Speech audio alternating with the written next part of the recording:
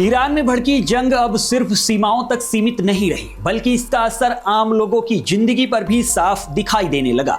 अंतर्राष्ट्रीय हालात बिगड़ते ही इसका सीधा असर भारत जैसे देशों पर पड़ रहा है, जहां खाड़ी देशों से आने वाली गैस सप्लाई में भारी गिरावट दर्ज की जा रही है।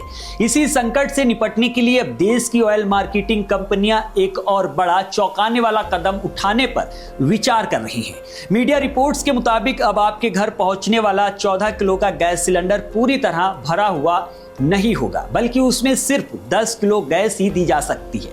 इस फैसले के पीछे मकसद ये है कि सीमित गैस स्टॉक का ज्यादा से ज्यादा घरों तक पहुंचाया जा सके, ताकि किसी भी परिवार को पूरी तरह गैस का संकट का सामना न करना पड़े।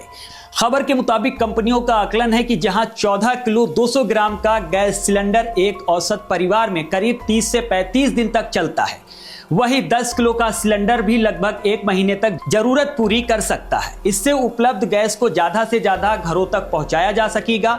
अगर इस योजना पर अमल होता है तो सिलेंडरों पर नए स्टिकर लगाए जाएंगे, जिनमें कम मात्रा की स्पष्ट जानकारी दी जाएगी। साथ ही उपभोक्ताओं को कीमत में भी अनुपातिक राहत मिलने की उम्मीद है। हालांकि इस बदलाव के लिए बॉटलिंग प्लांट्स में तकनीकी संशोधन और जरूरी सरकारी मंजूरियां लेना अनिवार्य होगा। फिलहाल एलपीजी की उपलब्धता पहले से ही दबाव में है, यानी कमी है देश में।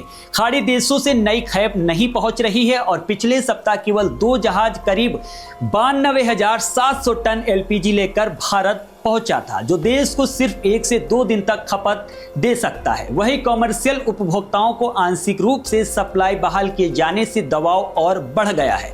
पेट्रोलियम मंत्रालय की संयुक्त सचिव सुजाता शर्मा का कहना है कि एलपीजी सप्लाई को लेकर चिंता जताई है और गैस के संरक्षण की जरूरत पर जोर दिया है।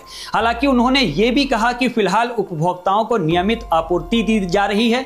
गौरतलब है कि भारत अपनी एलपीजी जरूरत का करीब 60% आयात करता है, जिसमें से ईरान युद्ध से पहले लगभग 90% सप्लाई खाड़ी देशों से होता था।